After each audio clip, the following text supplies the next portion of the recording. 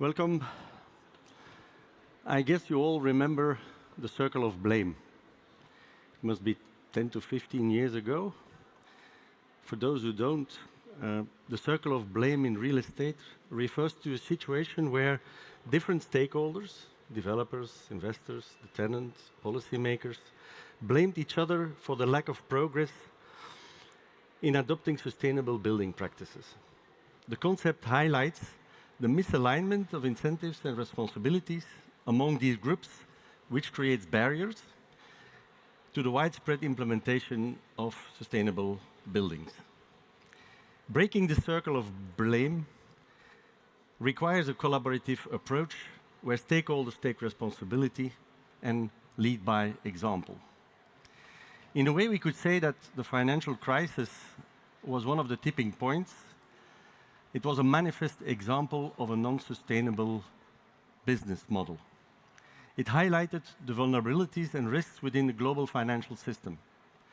This led to a greater awareness of the need for sustainable and resilient economic practices. The crisis prompted investors to reconsider their strategies, leading to a growing interest in ESG, partly driven by the realization that sustainable investments could potentially offer more stable returns in the long term.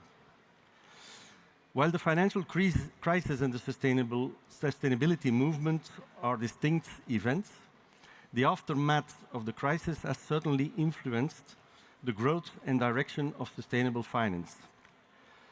Even today, we see that financial criteria and long-term investments are often the driving force behind sustainable projects. Overall, the financial crisis has acted as a catalyst for objectives of the Paris Agreement. A Paris Agreement that played a significant role in advancing ESG movement in Europe. The Paris Agreement to limit global warming has driven the European Union to introduce several regulatory measures to support the sustainability goals. The EU Green Deal, which has led to the development of several key regulatory frameworks, has three major goals: climate neutrality by 2050, economic growth decoupled from material use, and ensuring that this transition is inclusive for all regions. This legislation heightened awareness among companies about the importance of improving their ESG performance. This has led to a greater emphasis on corporate responsibility and sustainable business practices. Investors allocate funds specifically for sustainable projects and require sustainable criteria in investment decisions. Developers lead by example and are incorporating more and more sustainable practices in new buildings and renovations to demonstrate feasibility and benefits. They highlight long-term cost savings, health benefits, and overall sustainability performances through certification to attract tenants and investors.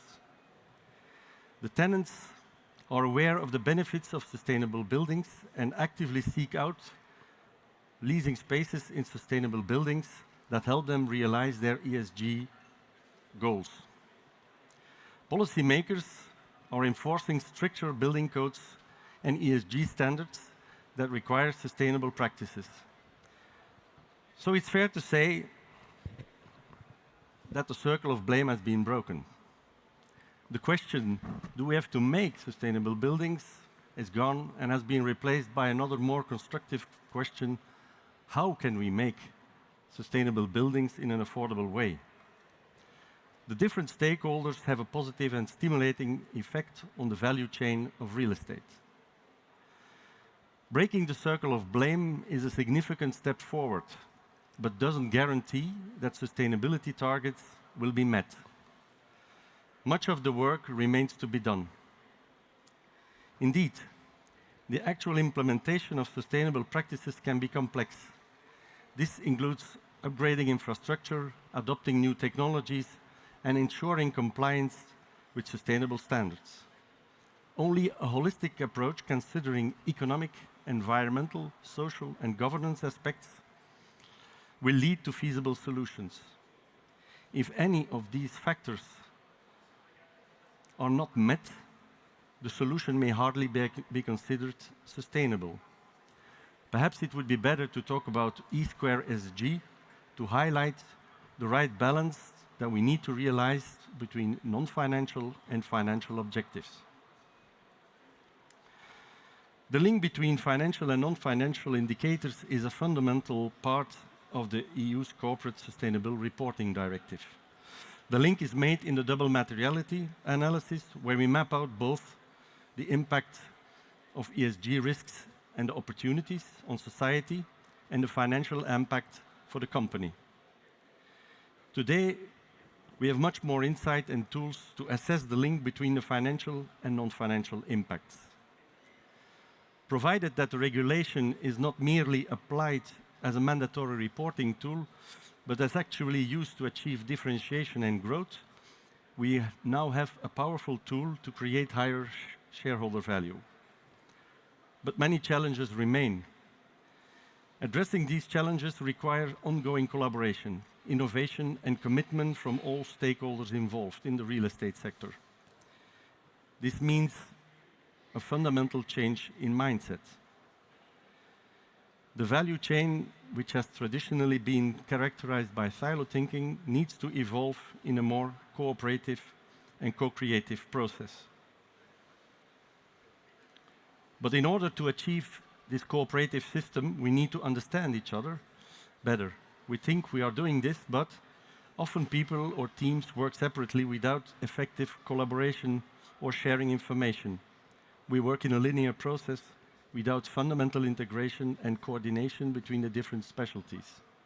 We see this in many BIM processes that do not lead to the desired productivity gains because teams are not collaborating effectively. Similarly, there's the link between the technical performance and financial performance of a building. It's not yet well known, and a lot of data research is needed to understand it. And we often wonder what the link is between the physical climate risks and the financial institution's willingness to take on financing or not, or what the impact is on the interest rates. It is crucial to find solutions that not only minimize environmental impact, but also enhance the long-term value of properties. Access to funding is key to implementing those solutions. And increasingly, the sustainability of assets plays a critical role in securing financing. To address these needs, ING, Stadim and Bopro have come together. And we will work together to further accelerate sustainability and the decarbonization of real estate. A case study presented by André from Stadim will showcase the effectiveness and added value of this collaboration, and this will be followed by a panel discussion during which we will further explore our collaboration and delve into the motivations of this partnership and the benefits for our mutual clients. Thank you.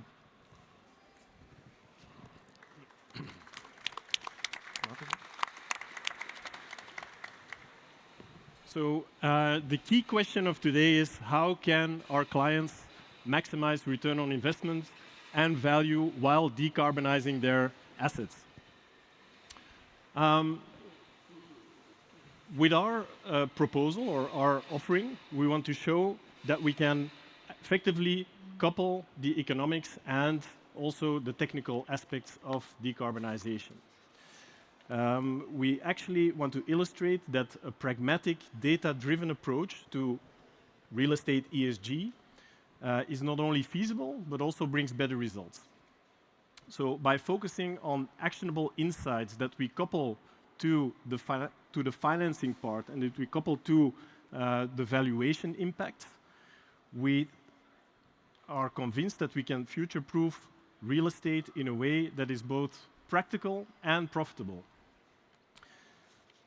Helping our clients achieve, I would say, higher energy efficiency ratings, lower their carbon emissions, ensuring that they have greener, healthier, more versatile and attractive buildings helps preserve long-term value. So our phased data-driven approach will allow clients to spread out the investments over time, not going too fast, not going too slow, but at the right moment, making the process also more manageable and putting less pressure on the real estate teams at our clients. So imagine a client that has a mixed portfolio of real estate, so offices, retail, residential. They are developing sustainable properties at the moment, but they are also looking to improve the sustainability of their existing properties. So they are facing a few challenges, and the first one is that technical due diligence is very costly, very time intensive, also for the real estate teams that have to manage the real estate portfolio. And it's not always clear what actions you can derive from these very complete and comprehensive reports. And next to that, it is also not always clear, and in a low number of cases, very clear, what are the financial and valuation impacts of what is proposed. So what we propose, we recognize these challenges, and we want to start with a streamlined data collection process. So will not start going around in the buildings and starting to turn every stone and look for every crack. It's really about a targeted, streamlined data collection, starting with those aspects that are aligning to regulations and also the client's strategic goals. And instead of immediately conducting this full exercise, we will import those data immediately in the right tooling. So we have, on the one hand, the ING Sustainable Buildings Guide, which I will show a little bit later. On the other hand, we have the CREM tool. So putting that data together in that tooling will give immediately an overview of where you are with those assets and what needs to be done to improve the sustainability of those assets.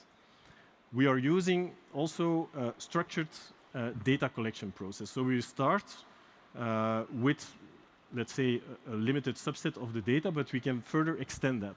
We can further extend that depending on the purpose. If you want to go for an EPC non-residential, a BREEAM certificate, it can be further extended. And there is also a synergy with the data collection that we need to do for property valuation. So there you have Fabelfin has put, let's say, an obligation on valuers to provide a separate data sheet which contains over 30 data points linked to sustainability for commercial real estate. So we see a lot of synergies in that data collection. What is, in the end, important for the client is that this data is only to be collected once. So it's less pressure on the client also. And it also helps the client fulfill their own reporting needs under CSRD, EU taxonomy, and so on. This is, here we show the ING Sustainable Buildings Guide. And we actually want to get a clear action plan supported by data. The ING Sustainable Buildings Guide actually provides an estimate of the emissions before and after your implementation of your measures.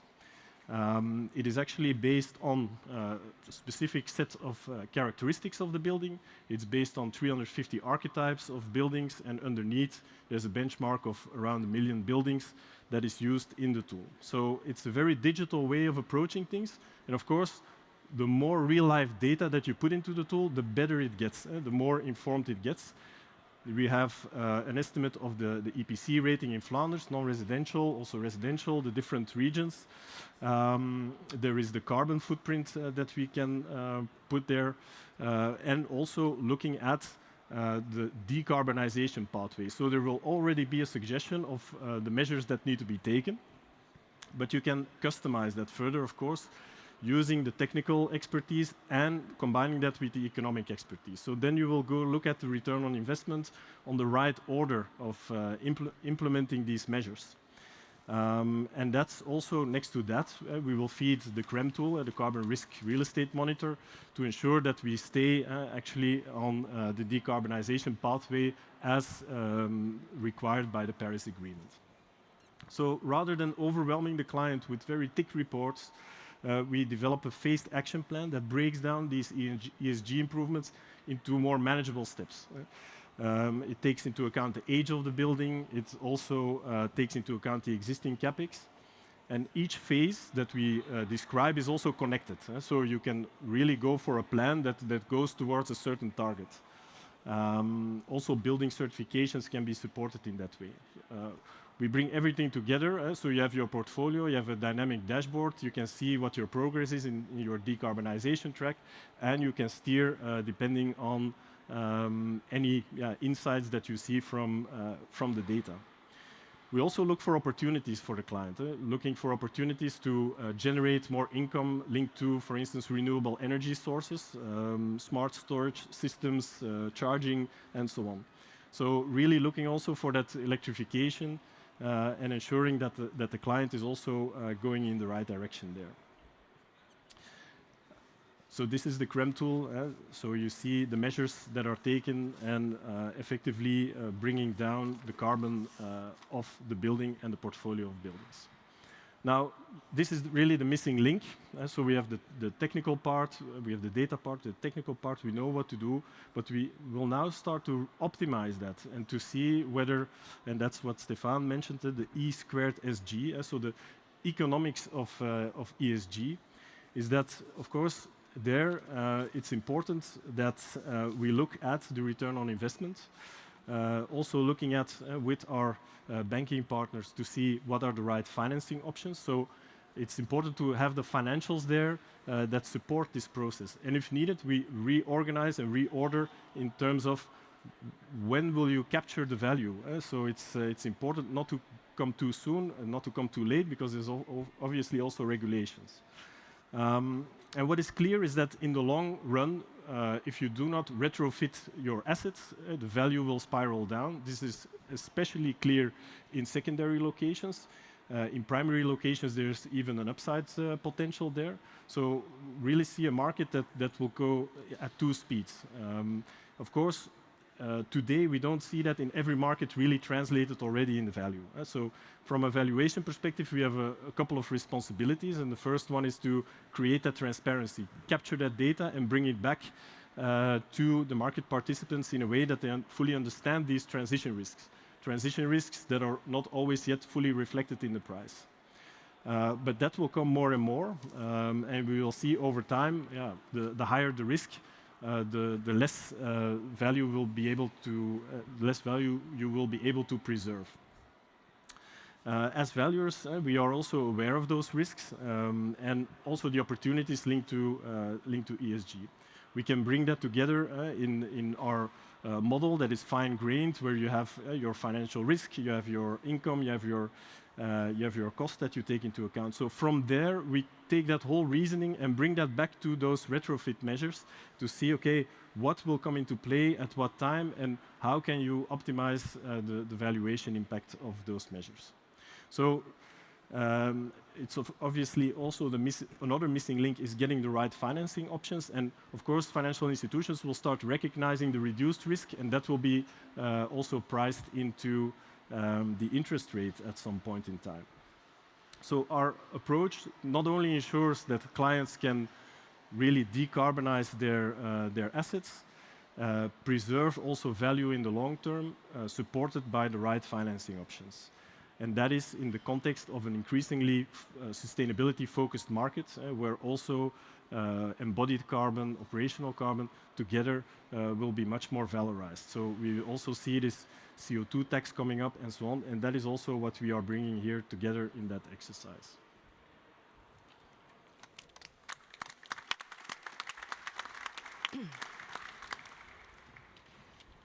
Thank you. Well, it's an interesting presentation for something that is very exciting. As president of the UPSI Commission on ESG, we gather a lot of investors, developers, and we think about what is ESG for the big companies. At TFE, we do something between the work side and the client with Pulse, for example. But there's still one missing link, and I guess the presentation here is something that may give an answer. How the bank looking to ESG, and how can you assess when your clients are coming there? And that is if I understand well, the main topic of the RFP that you launched earlier this year to find for ING a partner that can give a bit of, you mentioned transparency, if I'm right, and give a certain process.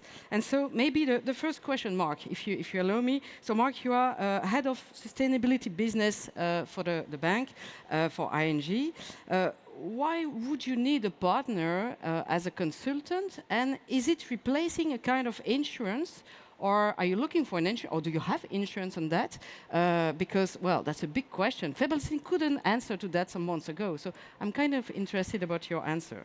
Well, thanks for the question, Sandra. It's not an insurance. It's really about supporting our customers in the mid-size business banking. That's our mid-size segment. Because what we clearly notice is that they're struggling with the complexity of the regulation. Is it national or international regulation? Is it about the energy performance or about reporting? They are struggling and they are in need for a trustworthy advisor, an ESG advisor. And we think that the combined skills of Bopro and Stadim can really offer big value. Of course, it is also that we try to motivate and help our customers to take timely action to renovate their assets and bring them up to standards. But it's not an insurance, it's really a win-win, because by doing it, our customer, the investor, he can secure his future value and income and revenue, like André has explained. And he manages actually his transition risk, because the tool that he mentioned, it's really about recognizing, prioritizing where you can do something to manage your transition risk. And then we as a bank, we also have a win, because clearly the quality of the collateralized asset will increase. And because it's closely linked to an energetic performance and an improvement, the financed emissions will also decrease. And as you probably know, the emissions for a bank, they are like close to 100% the financed emissions that we generate by granting finance to our customers. So it's all about scope 3. But the first, the main driver to do this, to go into this collaboration with Bopro and Stadim, is really supporting these customers in the mid-size segment. It's clearly a complex topic, so, and certainly for the client, and SMEs even more, because I guess in the big companies we try, or we pretend that we understand something about it, but for the SMEs it may be more complex. For a consultant, Stefan, you are the managing director of Bopro. Why RFP in such a way? Why working with the bank directly would be a plus for your business? You may work directly with the client. You don't need a bank for. Why do you do that? Well, there are several reasons. Of course, we want to work with companies. We want to help companies who want to invest in sustainability, and this is a way to get in contact with them, because we are not in contact with all customers, and there are also corporates which are looking to make sustainable buildings, and so for us this is a way to get in contact with them. Another reason is that we want to see more clear how a bank is looking to the technical performances of a building, how they look to the physical risks, the transition risks. And if we know that better, we can guide our client better and focus on the right thing and help to secure the financing of the project. Yes, it's all about finance. And maybe for Chris, you are head of real estate financing at ING. Well, sorry, I will be a bit tricky in the question, if you allow me. Do you give better financing to the people asking for going through the service together with Bopro and Stadim? So do they get a better interest rate? Do they get a better leverage? Do you have a specific credit line just for this RFP? Or is it something that you do with all clients, but sustainable financing is maybe important?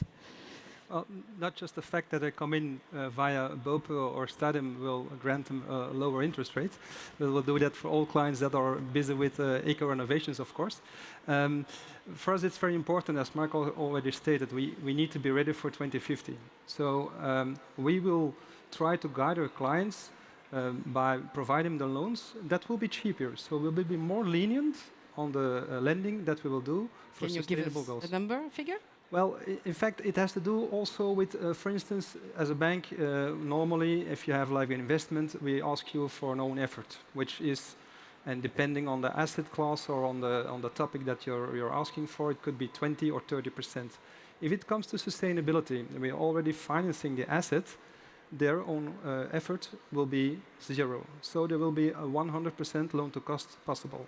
100% loan to cost. For the renovation. So on the other hand, on the tenor side, the tenor of the loan, we could be very lenient on that one also. Because if we also have the cover of the asset, means that we have a secured lending, meaning also that even if your payback time, for instance, for solar panels, when there was the energy crisis, you would have a payback time of 3 years perhaps, but we don't know how prices will evolve in the future. So take into consideration that tenors of 10 or even longer are considerable and are possible. Okay. Well, Can I add something? of course. It's maybe an important element. We will do it, but we will not do it for any renovation. We also ask a commitment from the customer that he will, after the renovation, get up to a certain standard. Okay, so it's a real commitment. It's not only works. Voilà. You have to put your money where your mouth is, indeed. Yeah. Okay, and you speak about that. It's important, but is it for mainly big project, small project? At Pulse, we do more than 5,000-10,000 square meter. We also hear that 85% of the buildings are obsolete, but those buildings are rather small buildings. So what is the target of your initiative? Is it big, small? It's the medium, because the corporate clients, I think they are well served internally. They do have the people on board already. If we look at like the real small, medium companies, we do have legal entities with just one asset, meaning a residential, an apartment that is rented out. Probably they will get enough out of the Sustainable Building Guide, because it gives them insight on what the costs will be to renovate and how much time it will take him to recover from that.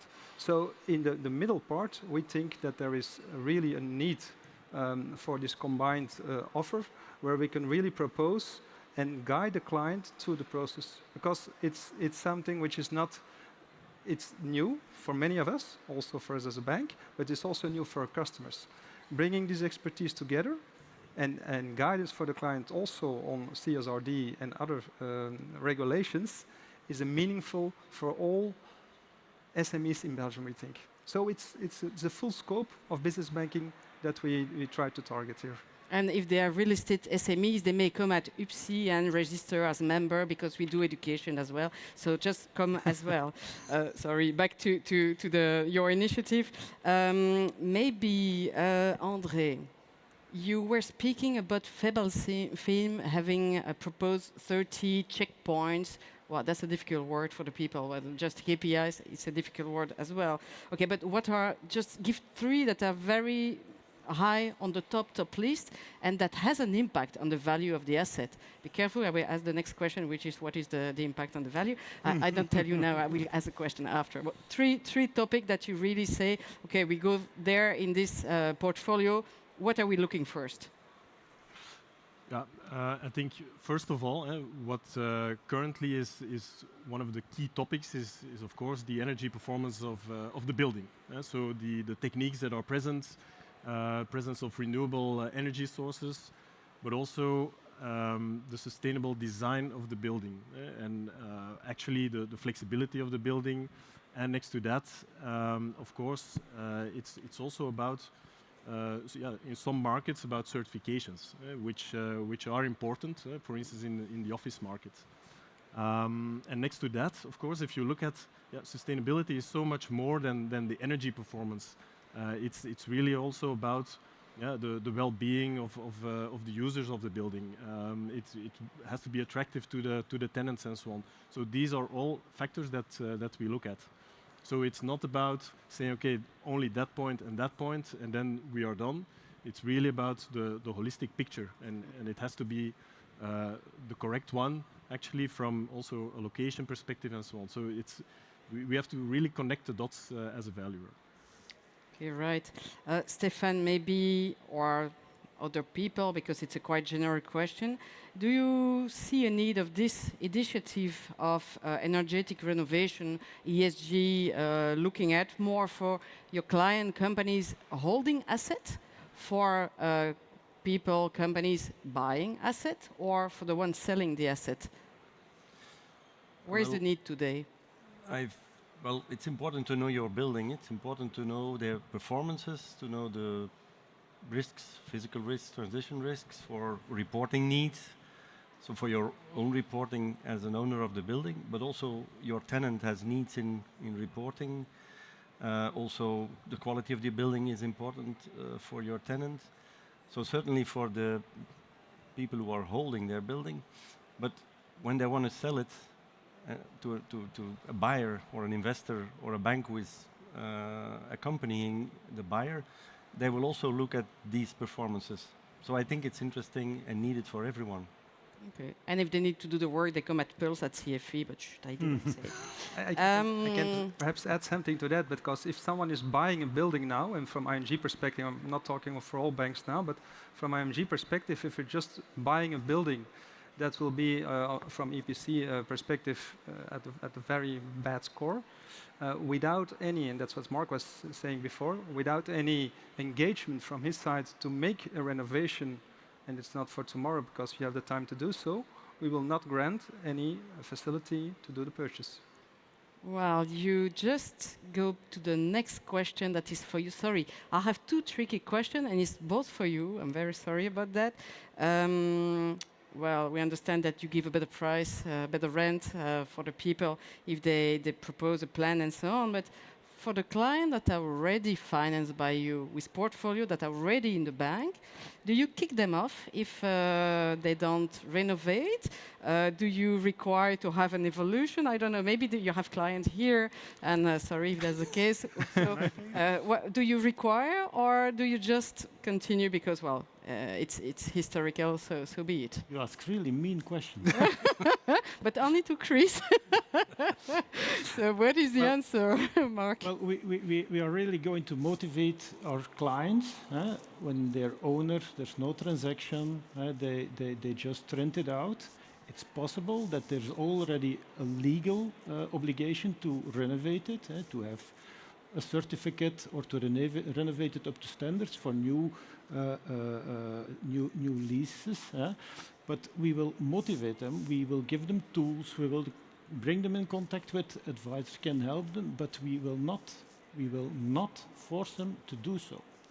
On the other hand, if somebody comes to us and they buy an asset, or they want to buy and finance an asset, and it's une passoire énergétique, like you say in French, then we think that it's really our role to finance a transition and to consider the financing, but only if this client is willing and capable to do this refinancing. So in that case, when we take on a new asset on our books, then we will indeed make considerations and negotiate with the customer. If this customer or this prospect says, yes, I don't want to do anything, then it will be a more difficult discussion. Okay, so where your customer can still be quiet, it's okay. It's okay for them. If you refer to like other countries, we're financing in a different way in Belgium. From Belgian perspective, if you buy an asset, we will have a tenor of 15 years for all asset classes at least, and for residential even up to 20 years, fully amortizing. If you compare it to Holland, for instance, it's just like tenors of 5 or 7 years, but you still have a bullet or a balloon part at the end. So the discussion goes on in Holland that you say, okay, will I make an extension on this loan? Yes or no? And I will do it only if you take the initiative to do something about your assets. That's not the way it works in Belgium. We have a 10 or 15 or 20 years, and we don't change the parameters in between. We are more polite than that. I have another tricky question. Let's see, André. André, that's for you. I don't have often someone doing valuation on the spot, so can you already provide some information about the difference in value for a ESG building versus a non-ESG building? For example, in the yield. That's the 1 million question, I know. But I'm waiting for the first one that will be able to give an answer. So maybe your case today? Yeah, and it's a question that's on many people's lips, and we often see that clients are maybe a little bit disappointed when they come with their plans and then say, okay, we're going to do this, this, this, and this, and expect us to fully incorporate everything one-on-one in the valuation. So, as I said also before, it's also about looking at the whole picture, looking also still at the market and the speed at which the market recognizes or valorizes this. Because we cannot go ahead of the market, but what we are doing today is we are capturing all that data, looking at monitoring also the market. We have specialized people that are really looking at studying the market, following these different sub-markets and seeing what the effects are of sustainability.